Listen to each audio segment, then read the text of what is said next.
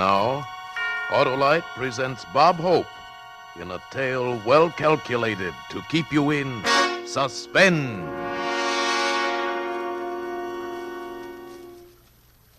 Don't ever answer a telephone just because you've got nothing else to do, just because you're curious.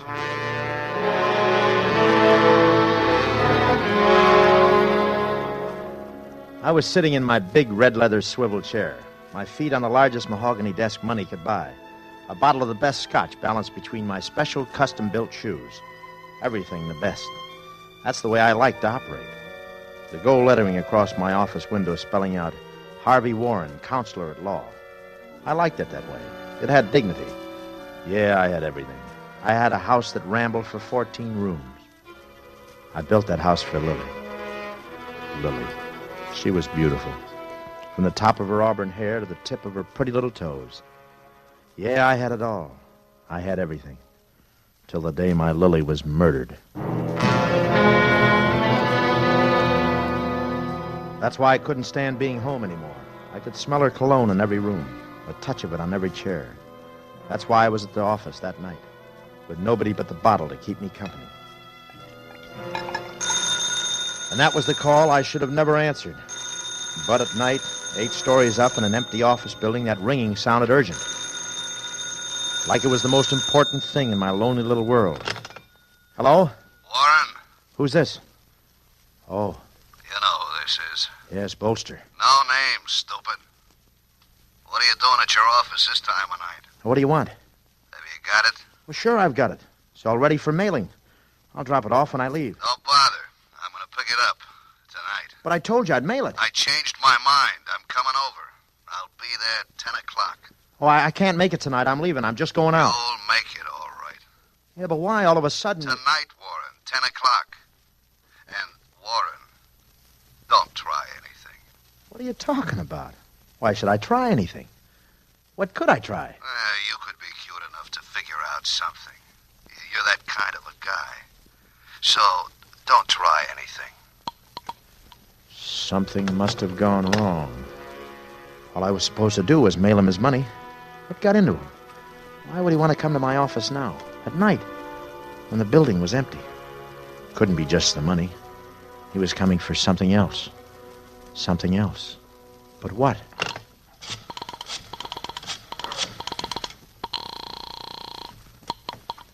Police Department, Johnson. Get me homicide. Now, hold on.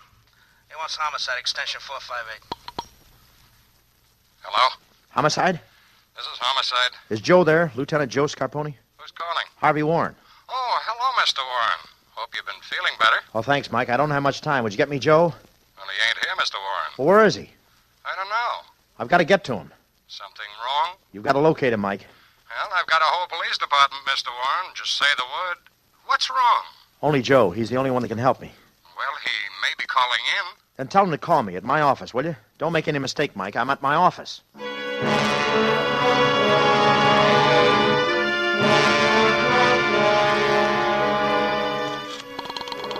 couldn't get it out of my mind. What had made Bolster switch like that? What had gone wrong? He must have figured it out and was coming over for just one thing. To kill me. Lion Apartments. Lieutenant Joe Scarponi, please. One moment.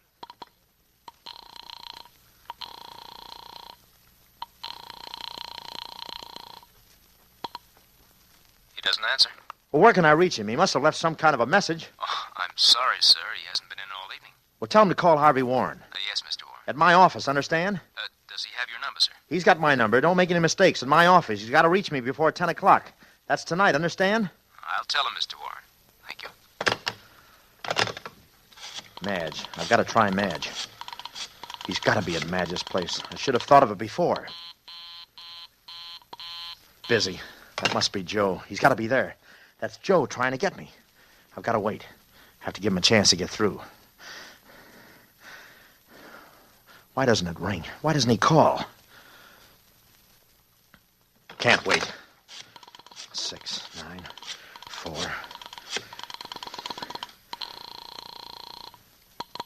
Hello? Madge, baby? Oh, hello, Warren. What's this sudden devotion? Oh, Madge, let me talk to Joe, and don't tell me he's not there. Well, of course he's not here, Warren. What's the matter with you? Madge, I gotta find him. Well, I am expecting him. When? Soon.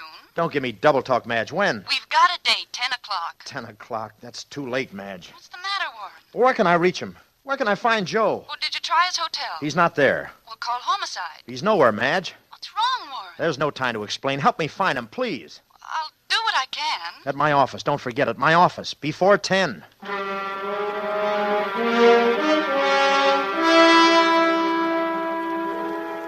I kept on calling. Everywhere. Every bar he'd ever had a drink. His favorite restaurants.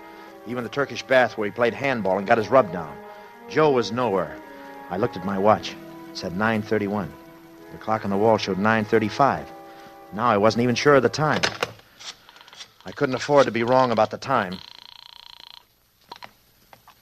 At the tone, the time will be 9:35 and 10 seconds. The clock on the wall was right. There wasn't much time. Even if I get a hold of Joe, it'd be too late. My mind was starting to play tricks, starting to tie my insides up in 100 little knots. Suppose Bolster got here early. Suppose he got here before 10 and no Joe. I got up in a panic. My shirt was soaked wet to my back. I could run, yeah. I could get away while there was still time. But then Bolster would really know something was wrong. Maybe he wasn't going to kill me. Maybe he was just coming for his money. I had to get rid of the hysteria. Had to get a hold of myself. No use playing guessing games. I opened the door. I was going to leave. I wasn't going to be a sitting duck for a guy like Bolster. At that time of night, just one elevator was in use. It was directly opposite my office door. The indicator over the door flashed numbers when the car was running. I went to press the button to signal for the nightman. Before I could press it, the car started up. Somebody was coming up. I wanted to run. I didn't know where. I was on the top floor. My eyes went to the ceiling. Down the end of the hallway, there was a spiral ladder that led into a trap up through the ceiling. Must have been the opening of the roof. I started to run for it. I stopped. Silly. When all the time there was a stairway going down. I ran for the exit sign and ducked into the stairway. Down one flight, and I smacked right into it. A steel gate spread like an accordion across the bottom landing. The gate they always fasten in place at 9 o'clock. Trapped. I was trapped. And then I just stood there. Everything quiet. What happened to the elevator? Then I heard the door open. Downstairs, right below. It didn't come up to the 8th. It was the nightman letting off the cleaning woman. I walked back up the steps. The light on the indicator showed the 5th floor. Then the indicator started flashing again. It was going down. Now was my time to signal the nightman while he was still in the car. Before I had a chance, the telephone began to ring. It was coming from my office. Keep ringing, Joe. I'm coming. Just don't stop ringing. Hello. Hello, Joe. Oh, ain't this Gladstone 2707? That's right. Are you calling Well, give me Sammy. Who? I want to talk to Sammy. Oh, right number, girlie. Wrong party. I looked at the clock. It was no use. Too late. Even if he did call. I started to go. I saw the bottle on the table. I had to take another drink. I felt a little better. Now I had to get out. Hello? Hello.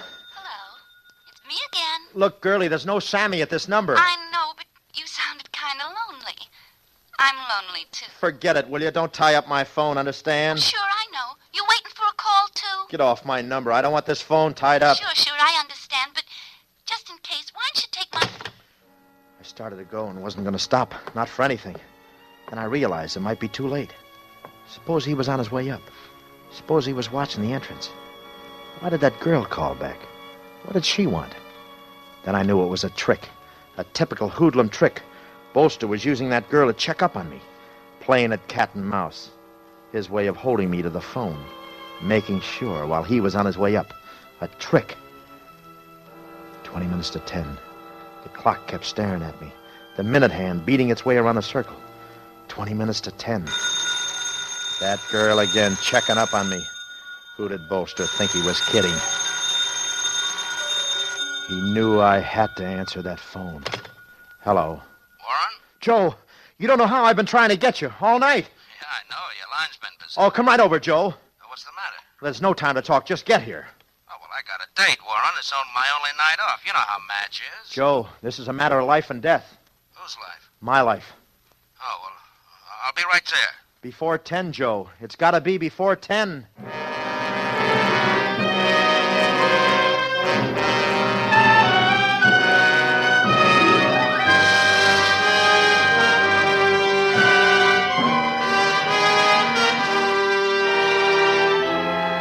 For Suspense, Autolite is bringing you Bob Hope in radio's outstanding theater of thrills, Suspense.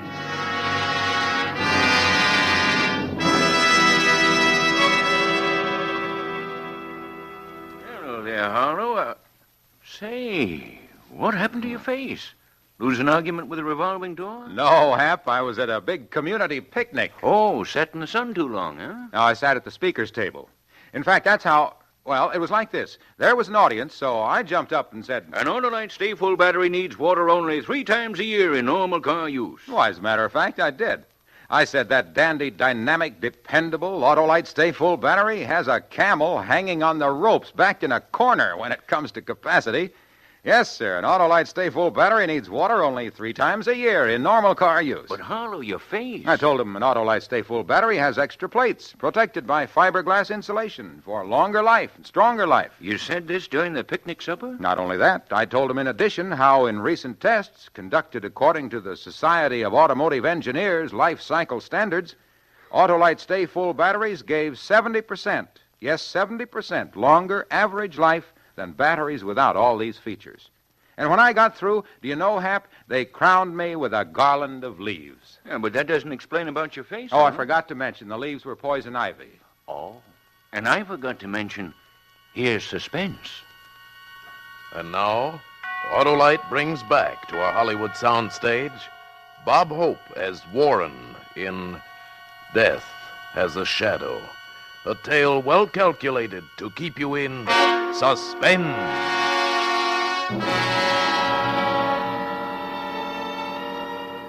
My eyes were drawn to the clock again. I watched the minute hand cutting down the time. If Joe came with a squad car, he'd be here in a matter of minutes. But it was his night off. Maybe he wouldn't be able to get a cab. I took another drink just for luck. I opened the door and listened for the elevator. Didn't take long. I went into the hallway. The light on the indicator was flashing. 2, 3, 4.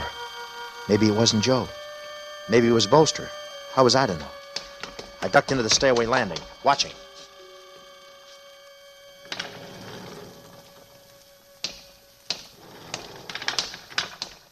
Joe! What? Warren, are you nuts? Oh, I've never been so glad to see you, to see anybody. You know better than that, coming up from behind a guy. Say, you look terrible. What's wrong? Well? Don't close the door, Joe. Why? When he comes, we can hear the elevator. Okay. Now, what's it all about? He's due here at 10 o'clock. He's a killer. Who is a killer? I have to start from the beginning. You don't have much time. But you won't understand unless I explain. Okay, but don't start dramatizing. It's 9:45. Well, we have to start with the day Lily was murdered. Remember I called you? And when you came, you found me sitting in the bedroom looking at her? Her head hanging almost to the floor, the rest of her doubled up on the bed. Her auburn hair gently suspended like someone spun fine silk around where the bullet went through that lovely head. She was so beautiful. I was sitting there looking at her, and the sounds tumbling around my head. The photographers, the newspapermen, flashbulbs, all like a bad dream.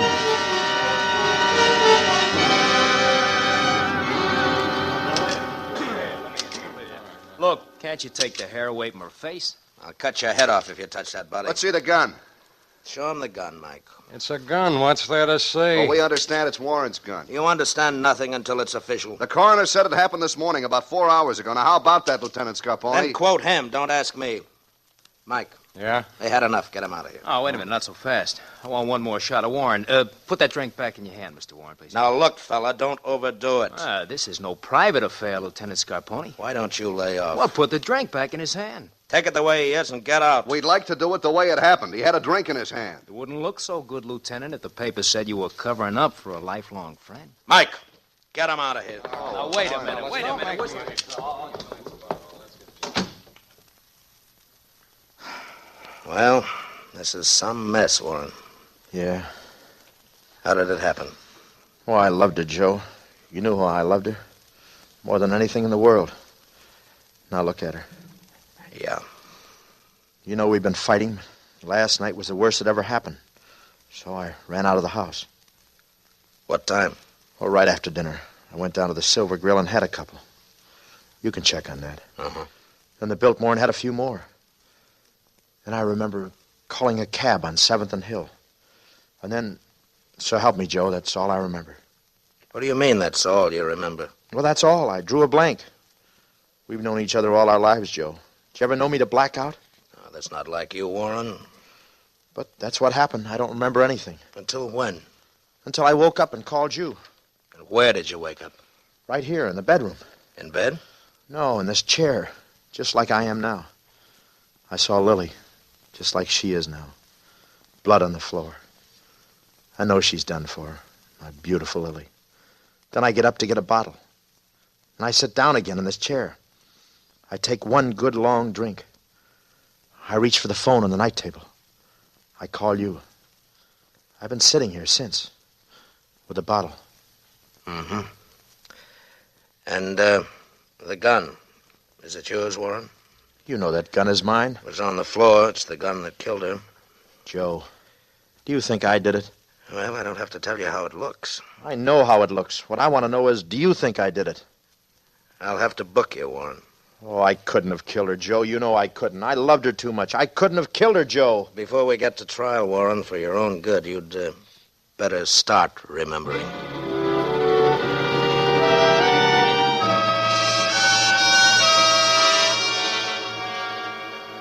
Seems like a long time ago, Joe. I just couldn't remember what I'd been doing there in the bedroom after Lily was murdered. Couldn't even remember how I got there. Like 2 minutes ago, you were scared to death. You were trying to reach me every place in town. Well, I'm here. Do you remember that day in the courtroom? What's that got to do with the killer who's on his way up here? Quite a bit, Joe. And that's what I'm coming to. But before he comes, you got to know the whole story. I know the whole story. Not quite. Think back to that day in court, Joe. You remember how bad it looked for me? All the newspapers were sure I was done for because I couldn't remember where I was when she was killed. And I knew I was somewhere else when it happened. But all the evidence piled against me. Everybody's sure I was a dead duck.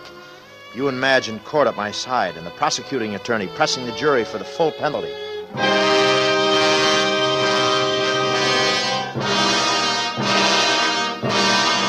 And the only defense offered by the accused is that he doesn't remember. He pleads not guilty, claiming temporary insanity. Forgetfulness as so conveniently happening to the accused cannot be construed as insanity. The state must therefore ask that the full penalty according to the law... Madge. Here, get me some water. Hey, pass out. The poor man, he just couldn't take it. This court will keep order. Order! You all right now, Warren? You feel better? Joe, I didn't do it. Yeah, sure. Joe, I remember now. I remember. I didn't do it. I was out of town when it happened. I was out of town.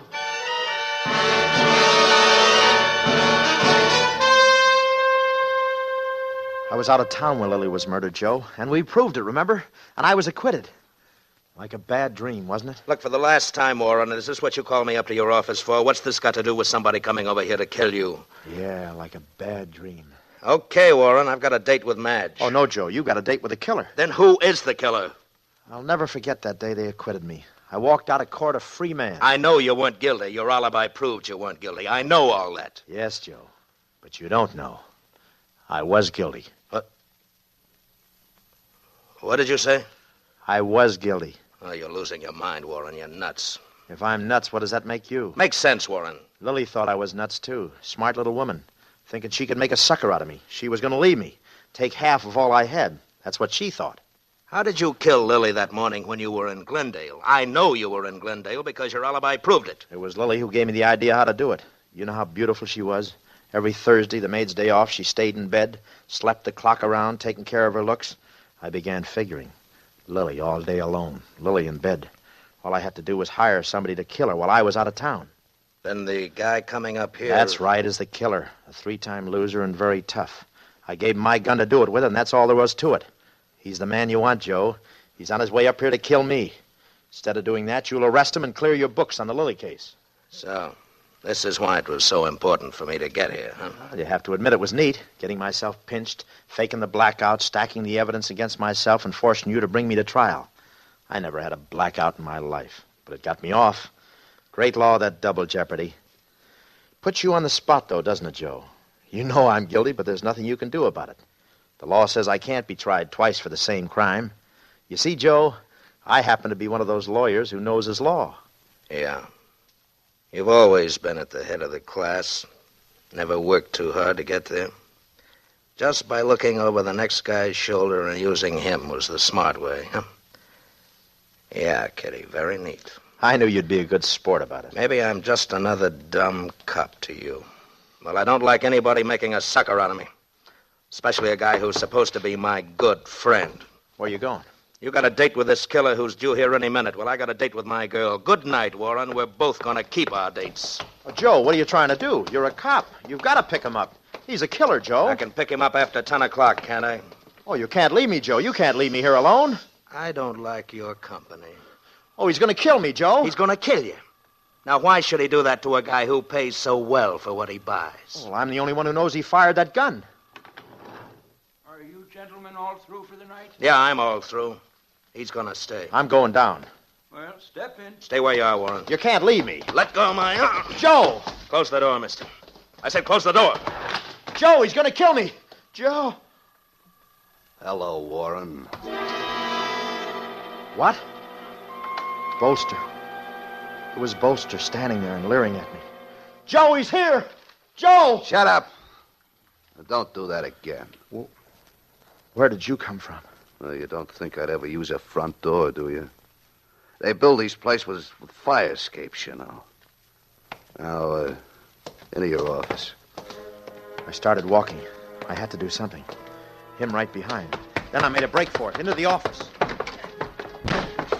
Then I saw the butt of his gun smash through the window. And then Bolster's hand reached through and unlocked the door.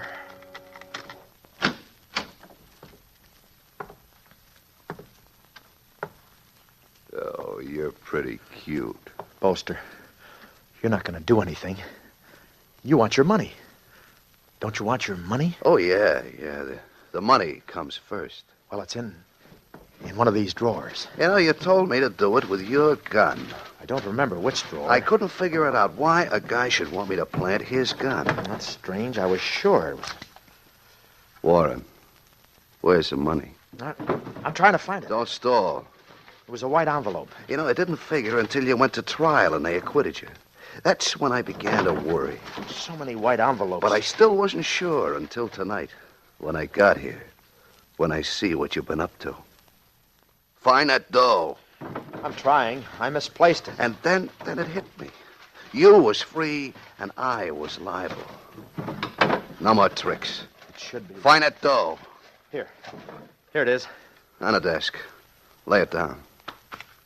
Yeah. Now, turn around. Oh, don't you want to see if it's all here? Turn around. And like a dumb 6-year-old kid, I turned around. Oh! It was the funniest sensation. Hearing the shot, feeling the panic. But nothing happened. I turned around. Bolster's eyes started to roll. His mouth opened like he had something to say. And then he dropped. No, it didn't happen to you, Warren.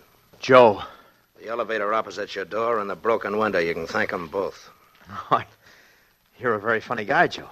That's some game you played. Is he dead? He's dead. Hey, what are these for? I'm holding you for murder. Murder? How can you be so dumb? I was acquitted, remember? You can't try me again. I'm talking about this murder. Are you crazy? I didn't shoot Bolster. I didn't even have a gun. I thought you were one lawyer who happened to know all about the law. Or didn't you know that it makes no difference who shot him? The two of you were committing a felony. And the law says all accessories to a felony are equally responsible for all acts resulting from the felony. Unquote. But, Joe... Including homicide, Warren, including homicide.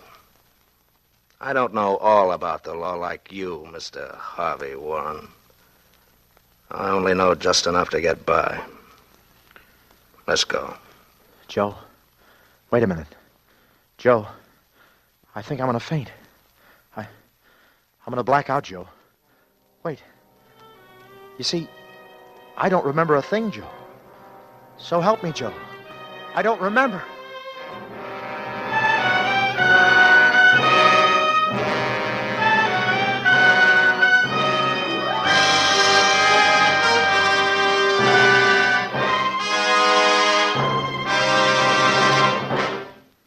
Thank you, Bob Hope, for a splendid performance. And thanks for the memory. Suspensefully you sat while I have been at bat. And now it's time to talk about our product, and that's that. Skinny Wilcox, you sing, too. Well, I Swan. I know you do, Bob. Every Tuesday night for Swan Soap. On Thursdays, I Autolite. I've run into a comic. Wilcox, you know, I was in Toledo recently and was given an Autolite Stay Full battery. Now I see why you've got a right to sing. Bob, I'm always singing the praises of Autolite Stay Full batteries, and for that matter, any of the more than 400 products for cars, trucks, airplanes, and boats that are made in 28 Autolite plants from coast to coast. Yes, sir, and Autolite also makes complete electrical systems for many makes of America's finest cars. Batteries, spark plugs, generators, starting motors, coils, distributors. All engineered to fit together perfectly, work together perfectly, because they're a perfect team. So, folks, don't accept electrical parts that are supposed to be as good. Ask for and insist on Autolite, original factory parts, at your neighborhood service station, car dealer, garage, or repair shop. Remember, you're always right with Autolite.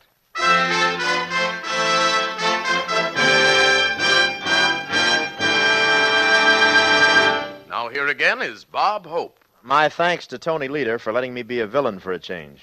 And now, as a graduate of Suspense, I'll be more interested than ever to hear radio's outstanding Theater of Thrills next week, when that lovely Academy Award winner, Claire Trevor, returns to play in a story called The Light Switch, another gripping study in suspense. Bob Hope will soon be seen in the Paramount picture Sorrowful Jones. Tonight's suspense play was written by Joe Pagano, with music composed by Lucien Moraweck and conducted by Lud Gluskin. The entire production was under the direction of Anton M. Leader. In the coming weeks, Suspense will present such stars as James Stewart, Joan Crawford, Frederick March, and many others. So make it a point to listen each Thursday to Suspense, radio's outstanding Theater of Thrills. And next Thursday, same time, hear Claire Trevor in The Light Switch. You can buy Autolite Stay Full batteries, Autolite resistor spark plugs, Autolite electrical parts at your neighborhood Autolite dealers. Switch to Autolite. Good night. This is CBS, the Columbia Broadcasting System.